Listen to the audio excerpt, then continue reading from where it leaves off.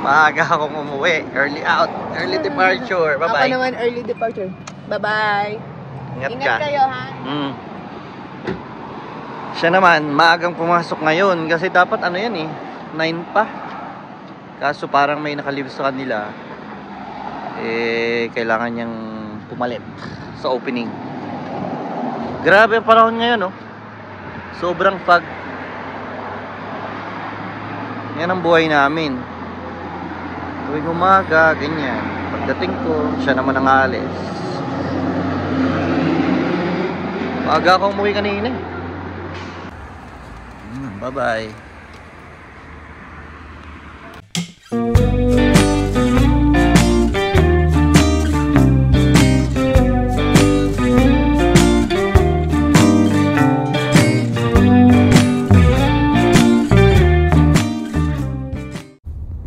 It's a foggy Friday morning, guys. Busy na ang kalsada, tapos ang paligid ang puti. Ito yung napansin ko kagabi pa eh. Akala ko ano, mag-i-snow. Yung pala is foggy. Foggy lang.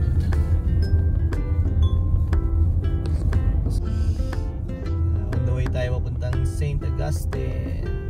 As usual, ang everyday routine, maghatid sa dalawang bata. Grabe ang fog. Hindi nakita doon sa ano. Sobrang foggy. Diba? Oh. Tagaytay ay bagyo. Oh, parang Tagaytay lang. 2,000 years later. Closer. Nag-Sharon pa ako eh. Ah, ang galing. Nag-Sharon pa kami. Ang galing mag-Sharon. Huli. Galing mag-Sharon, no? Mommy, you didn't warn me. Ito na yung mahal na reyna ko, oh. Iyan, no? Pahatid sundo pa. Prinsesa for today's video, guys. Ayan, wala na makita. Prinsesa for today's video. At ipapakita ko sa inyo kung anong meron ako. Dahil ako ay passenger princess for tonight. Ano? Meron akong pagkain at pambentang bote, lata. Ha? Pati pambenta, kalakal, inuwi mo na rin? Siyempre, kailangan patusin. Di ganyan tayo sa Canada, guys. Kasi, every cents count. Yun. Tama nga naman. So tara, bili na tayo ng ano. Para may pambili ulit kami. Bili na tayo ng ulam. Wala kaming niluto. Ano, diretso na muna tayo. Ha? Eh, kasi gawa nito, baka matapon pa yung cake. O, edi sige. Iuwi muna natin yan. Okay, bili. Hello guys. Alam niyo ba kung ano to guys?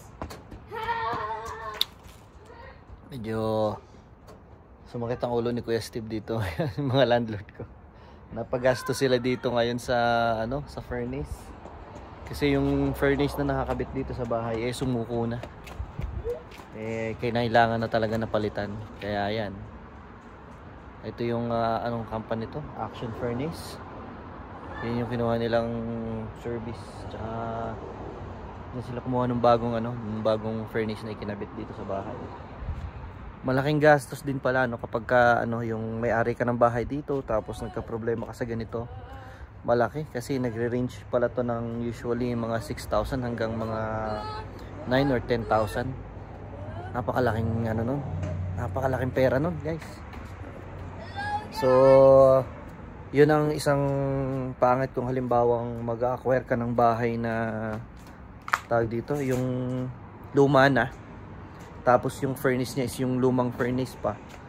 More or less talaga mangyayari, ikaw ang pag-aabutan ng sira. At pag nangyari yun, wala ka namang choice. Maninigas naman tayo sa lamig kung hindi ipapagawa. Kaya mapapagastos at mapapagastos talaga. Yan. So, yung dalawang tao na naggawa nito, maghapon silang gumawa ngayon. Ayan, oh. Pinalitan nila lahat, pati yung doon sa taas na yon, may pinalitan sila doon, tapos yung sa baba syempre. So hanggang ngayon, anong oras na? Alas 5 na yata, pero hindi pa rin na sisimula na i-start yung system. Although na-install na lahat, ewan ko kung ano pa yung inaayos nila. Pero mamaya sisindihan na daw yan. At checkin natin kung magiging maayos ano yung operation niya, yung pag-init ng bahay. Kasi ilang araw kami talaga nagtiis, kawawa, lalo yung taga basement. Ilang araw kami nagtiis na na mahina or walang heater kasi nga nagloloko na siya. Yan, gumagamit lang kami ng portable heater for a few days. Kasi hindi naman agad-agad pagka-order nung furnace, may kakabit agad. Syempre may appointment pa. Kaya ganun. So mamaya daw, tinuro na sa akin yung control. Pero mamaya, pag binuksan daw yan, parang mabaho daw yan. Minsan nga daw, natitrigger pa yung alarm. Kasi kapag bagong bukas yung system, unang beses pa lang siya iinit. Ganun daw yun. Ayun. Sa pagkakabit nito, madami pa silang binakbak eh. Tapos may mga tubo na. Dati wala to. Yung tubo na yan, wala yan dati. So yung mga additional yan, hindi ko alam kung para saan yan. Dito, ayan o. Sinira din nila yung ilang parts ng deck. Naku, wag ka pupunta rito ha, mahulog ka dito, Johan. Ha? Huwag ka manunulay dyan. Sinira nila kasi mayroon din sila mga binago dyan, tsaka sa bubong. Ang dami-dami ng Oh yeah. ang dami ng umutlaw na Inilagay. no? Pasingaw, ano ba yun? Di ba dati wala yan? Right there. Ha? Look, check this house. Alin? O yun nga, no? Siguro gano'n na ngayon, ano? Kapag bagong bahay, pagka bagong furnace na yung ilalagay. Ganyan na, ano? Ang dami na nakalutak sa bubong. Kasi nga dati, di ba? Hindi naman ganyan kadami. Na kuya? Di ba? Hindi naman ganyan kadami nakalagay dyan. Ang daming exhaust.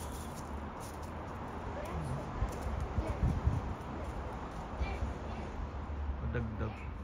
Ang nangyari dito sa dito sa furnace na to, nung bago siya nagloko, dito pala umano yung gas, dito gumagawa ng apoy.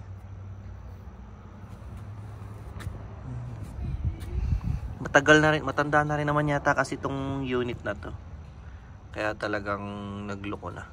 So ang nangyari sa amin dyan, ang naranasan namin is bumubuga siya ng full blast yung fan, pero yung walang lumalabas na heat, walang sumasamang init.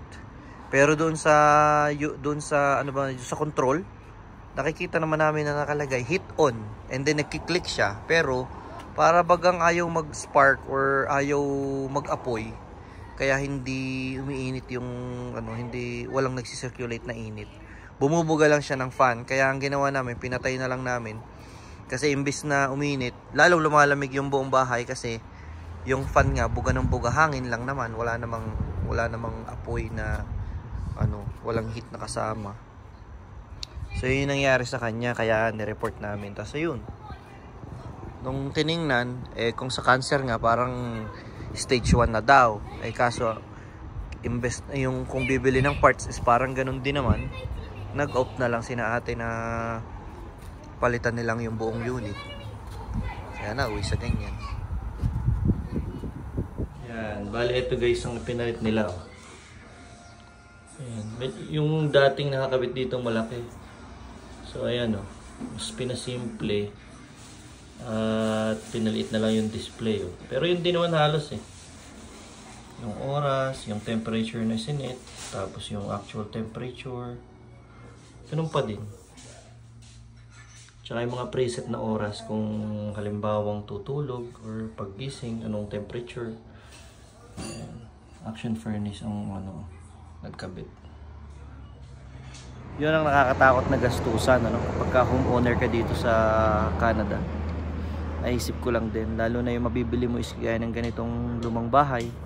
Tapos ang nakakabit na furnace nga ay yung luma pa. parang i-expect mo na sa'yo masisira yung furnace at napakalaking gastusan. Although ang alam ko binibigay naman ng mga ganun na installment, parang ganun, monthly babayaran, pero malaking pera pa rin ano. Isa rin sa mga biglaang malalaking gastos ng may-ari ng bahay, yung mga tubo pag nagbara or pag nagyelo, yung mga linya ng tubig kapag winter. Yung masasabi kong parang ano worst nightmare ng mga homeowners ang masira ang furnace. Kasi talagang malaking gastusan, guys. Ayun lang naman ang na-share natin ngayon. Wala naman masyado kasing ganap dito sa buhay sa Canada ngayon. Yun. Hanggang ngayon, naghihintay pa rin kami ng approval ng PGW PJoys at saka ng extension namin magkaama. Bale, hanggang ngayon wala pa rin wala pa rin balita. Ang tagal talaga ng processing time ng IRCC. So, yan, abangan niyo yan ng baka sakali magawa namin ng video kung paano yung pag-apply ng PGWP. Pero saka na yun. Sana lumabas na yung approval. Ayun lang, guys. Ingat kayo lagi nasaan man kayo. And thank you for always watching. Bye.